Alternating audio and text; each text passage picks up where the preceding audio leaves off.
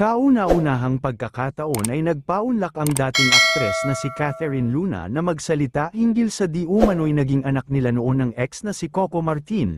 Ayon pa kay Catherine, pinili niyang umiwas noon sa issue, lalo na nang lumabas ang resulta ng DNA test na nagpapatunay na hindi si Coco ang ama ng bata. Maliban dito, ikinwento niyang nasaktan siya ng hiramin umano ni Coco si Nicole nang hindi niya alam, habang nasa pangangalaga ito noon ng kanyang ina. Dahil dito mas pinili niyang ilayo ang anak upang maiwasan ang anumang maling akusasyon na gumamit siya ng pera ng aktor. Dagdag pa niya, hanggang ngayon daw ay hindi pa nakikita ni Nicole ang kanyang biological father na isang Chinese businessman na kasal sa isang aktres.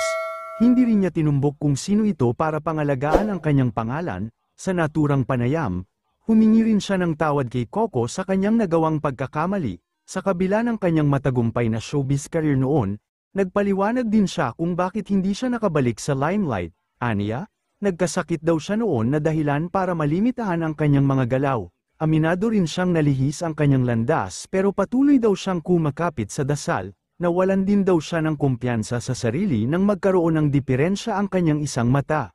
Ayon naman daw sa kanyang manggagamot, pwede pa raw namang malunasan ang kanyang karamdaman. Sina Catherine at Coco ay nagkasama noon sa pelikulang Masahista, kung saan nabuo ang kanilang ugnayan.